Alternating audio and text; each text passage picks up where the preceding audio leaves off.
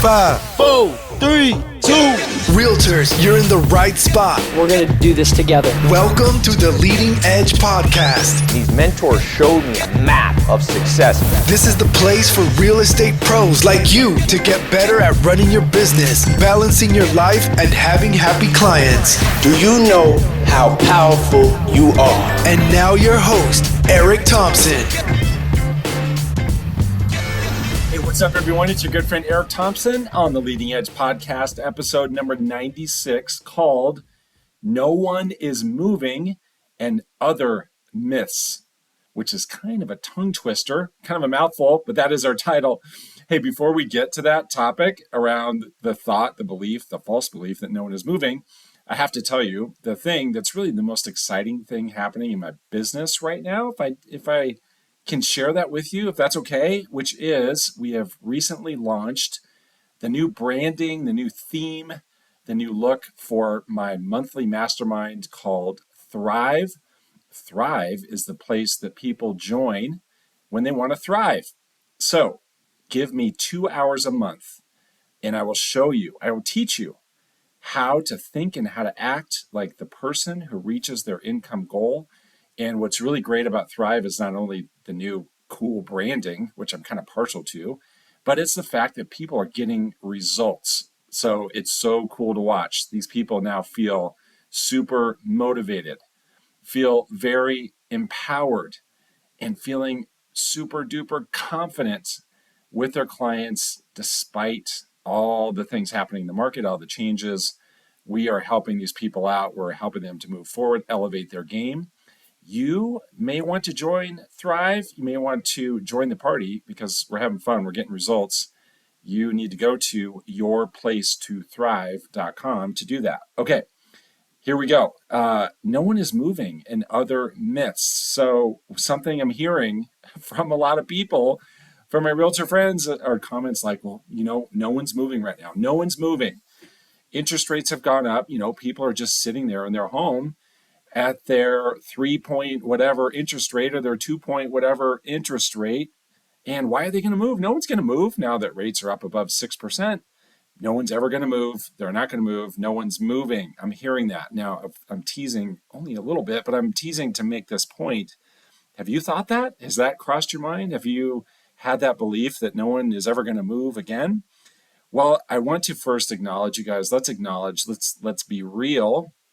The market is challenging right now, right? Things have changed for sure. I'm not ignoring that fact, but we got to speak the truth, people. We got to be honest about what is happening. So let's look at the numbers, shall we? Let's look at the numbers. So just over a year ago, by the way, I'm recording this in early May 2023.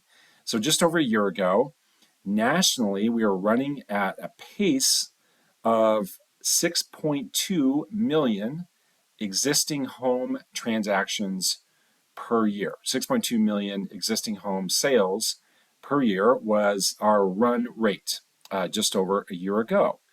We knew that couldn't sustain. And yes, that was absolutely fueled by low interest rates. And what I was telling people at the end of last year, kind of in the fall of 2022, is I said, here's what we need to be prepared for. We need to be prepared for 25% fewer transactions in the market. And how we're going to respond to that is we're going to be 25% better. So I charged all of y'all to do 25% more to be 25% better, right? So could you make 25% more live contacts per week? Could your morning routine be 25% better? Could your the way that you take care of your health be 25% better? Could your sleep be 25% better? Could you be 25% more effective when you're in front of a client? Could you ask for 25% more, or could you stop discounting your fee 25% more of the time? Did I say that right? I think you get the point. And I think you kind of get the gist of that, right? So we anticipated transactions dropping 25%. Well, it turns out they've dropped slightly more than that. Right now, as we sit in early May 2023, we are at a run rate of 4.44 million home sales per year. That's of existing homes, 4.44 million. That my friends, is a 28% decrease off the 6.2 million, right? So in roughly a year, we've gone from 6.2 million to 4.44 million home sales per year. So that has dropped. Yes. Is that pleasant? No. Are we excited that transactions dropped by 20%? Of course we're not. But you guys, there are 4.44 million home sales that will occur over the next 12 months. I mean, that is the run rate. So the rate has not gone to zero. Okay, the number of transactions has not gone to zero. So just by looking at the numbers, we can dispel the myth that no one is moving, because it turns out that people are moving. So I can look no further than my neighborhood. Okay. So that this morning I ran around the neighborhood. I like to do that on Fridays. Today's a Friday that I'm recording this. And I like to run. I run other days too, but I typically run on Fridays. So I ran around my neighborhood, and you know what I saw in my neighborhood? There are 4 for sale signs in my neighborhood. And I happen to know the story around 3 of the 4. One of the 4, I'm not sure why they're selling, but even before getting into why these people are selling, I can just see firsthand people are moving. And I would bet you, as you drive around your neighborhood, as you drive around your area, you're going to see some for sale signs. I hope you're seeing a whole lot of your for sale signs, especially in your neighborhood, right? So these 4 for sale signs that I saw in my neighborhood when I ran around, again, I know the story around 3 of them. One of them is a couple. They're empty nesters. They've been empty nesters for a while, and the house is just too big. Right, so they want to downsize. They kind of want to cash out. Right, so they want something smaller. Another family, they're moving just because they don't want that much house. All right, they're not empty nesters, but they just don't want that much house. They also want to downsize a little bit. So they're going to move, not because they're empty nesters, but they just don't want that much house. Another home is selling because one of the owners unfortunately passed away. So the surviving spouse is choosing to sell the property because the other spouse passed away, and so that's why that home is selling. So it turns out there are reasons, even in today's environment of interest rates being higher, there are reasons why people sell. Another example is my dad. I look no further than my own parents. So my dad and my stepmom, they owned a second home in Vail, Colorado. They owned that home for a while. It wasn't really a home, it was a little condominium. It was wonderful, but they hit a point in their life where they didn't really want it anymore. They weren't really using it anymore because of their age. My dad's almost 80, and my stepmom is in her mid 70s, and it's not like they're catching the fresh powder turns anymore at that point in their life, and they're not skiing. They're really not using it anymore. And you know what? They would rather have the money. Okay, they would rather have the money than have it tied up in that condo at that point in their life. So I need to look no further than my dad. I bet you need to look no further than your own family, and at least friends of your family, right? You don't have to look that far to find out who is moving. So what we have to do, my friends, what we got to do is we have to break out of a super limiting and belief, and also a lie, that no one is moving, no one's ever going to move, no one wants to move because of the interest rates. We have to move along from that. We have to get creative. And we also have to get real, and we have to see the truth, and we have to look for opportunity, because when you look for it, you will find it. Turns out that's always the case. Whenever you look for opportunity, you're going to find it. And so instead of saying no one is moving, I want you to instead flip that into a really good question, which is, okay, who is moving? Who is moving? Who is likely to move? And I'm going to give you a tool, and we're going to go through a little exercise, and I'm really going to help you out so that you can get into motion, and so you can go find some listings, right? And go find some people to help sell their home, because that's what I want for you. So the tool we're going to use is something that comes from the book Ninja Selling. I'm a big fan of the book Ninja Selling, and so what's taught in Ninja Selling is this acronym of FORD, F-O-R-D. FORD stands for, when it comes to real estate and what we do, it stands for family, occupation, recreation, and dreams. Okay, so what we're taught in that book is when you engage with people, you ask those types of questions, family, occupation, recreations, or dreams questions, and then you listen for change. Okay, so let's just do some easy examples. What's a family change? A couple has a baby. What's an occupation change? Someone gets a promotion. What's a recreation change? Someone is spending a whole lot of time in a certain recreation area, or you know what? They're not spending as much time, because that's the example of my dad. He's not recreating in Vail, Colorado like he used to, so that changed. Dreams questions are questions around people's dreams around neighborhoods they've always wanted to live in, areas they've always wanted to live in. Have they dreamt about a vacation home? Have they dreamt about an investment property? And so what we do is we ask those questions and we listen for change. All right. So it's change in F, O, R, or D that leads to real estate change. Another way to say that is that really any real estate transaction you can trace back to a change in someone's family, occupation, recreation, or dreams. And sometimes it's a combination of the two. Health things you could put in the family category, right? And so just think about that. Anyone moving, you can trace back to some sort of occurrence, some sort of change in one of those four areas. And here's my observation right now. Here's what I believe. Mostly, this is going to be kind of a blanket statement. It's maybe not 100% true, but I think it's mostly true. What I think is mostly true right now is that there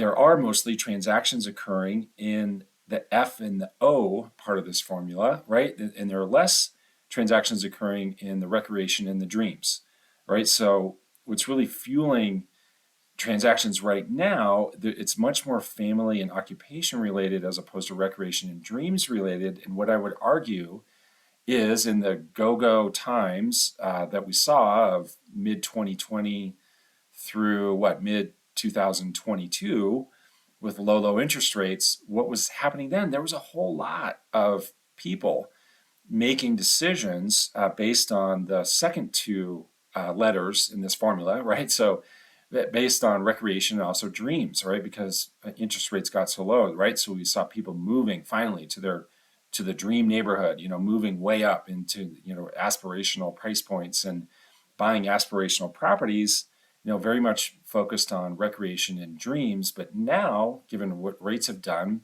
I think there's less of that. It's not like there's nothing of that, but there's less of that. There's much more activity based on family and occupation. Now, check it out. If you're a broker, an agent sitting in a resort community right now, and you're like, oh, great, I guess that means that I'm going to be in real tough spot. I'm in trouble because I'm only here to help people with recreation and dreams part. No, not true. And by the way, there are a lot of those kind of realtors, agents, brokers that follow me in resorts because of my background with resort real estate. So I appreciate all of you resort brokers. Please know that there are plenty of family and occupation changes going on for your clients, which will absolutely trigger change and trigger desire for them to sell their second vacation homes. I mean, we're not really happy. It's not a pleasant thing for our clients, but they're clients who have some occupation challenges going on inside of their business, and it's causing some of those people to say, you know what? I don't think this second home makes sense for us anymore. I need to sell that second home.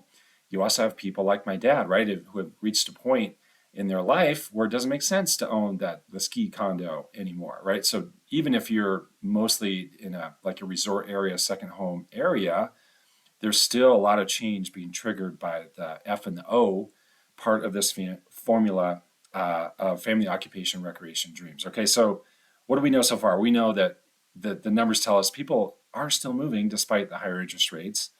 It's maybe shifted a little bit in terms of the concentration around the reasons why. It's now more concentrated around family and occupation. Okay, so what I want you to do, this is going to be like your homework, this is your exercise, assuming that you'd like to have more listings. I mean, only if you're into that kind of thing would you do this exercise, okay?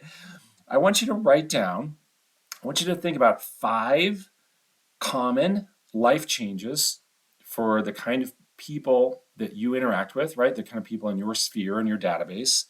Write down 5 really common life changes that are likely to trigger real estate change. Now they don't always trigger real estate change, but I just want you to write down those five, all right? So if you happen to have a lot of younger people in your sphere, it might be changes like they had a baby, they got married, they got a promotion, they got a new job.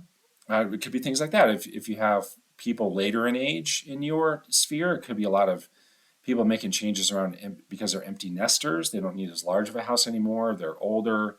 They're gonna retire. They need the cash out of their property or out of their second home, right? And maybe maybe the occupation changes, retiring. Maybe God forbid people are getting laid off within your sphere, relocated, whatever it is. I want you to write down those five really common life changes, and then what I want you to do is go through your list.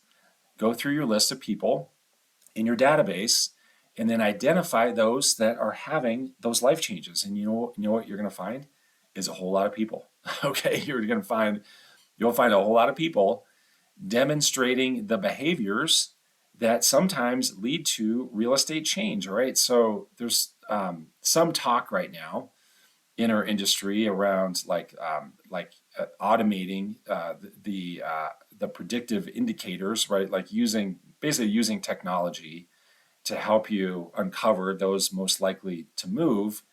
And that's cool. But what I would tell you is that it's not that hard to do it on your own. Like you could use your own brain, and your own brain's probably going to be more accurate than the artificial intelligence, right? So try to use your own brain with this and just write down five lifestyle changes. Just go through your list. This probably will take you on the order of about 30 minutes. Okay, so if you can invest 30 minutes into this exercise, you will come up with a list of people exhibiting those indicators of potential real estate change. And what do you have to do then? Oh my gosh, super complicated. What you need to do is reach out to them. Not to say, hey, it looks like you probably want to sell your house. Not to say that, just to say, hey, how's it going? How's life? And you know what you do? You go ask them those questions, right? How's the family? How's work going? What you been doing for fun, right? Ask questions like that, and then see if they start asking you about the market, and then offer help. See if, who knows, maybe they bring up, yeah, you know what? It turns out we are thinking, or maybe not now, but we could see within a year we may want to do something. And lo and behold, you're going to come up with a list of potential people to help out, and that's all you got to do. All right. Again, if you want to take this to the next level, if you actually want to follow this path and have more listings, like if you really would like to do that and be coached on how to do that, if you want someone to show you how to think and how to act as the person who reaches their income goal, even in this market, join Thrive. Go to yourplace2thrive.com. Just go there, press the button, sign up, and there's no risk, like zero risk. You're in, and away we go, and you're going to get coached. So go to that website and you'll see all about it. In the meantime, my friends, I look so forward to seeing you in the next podcast. I appreciate you engaging with this one. And of course, in the meantime, enjoy life on the leading edge. We'll talk to you soon. Bye.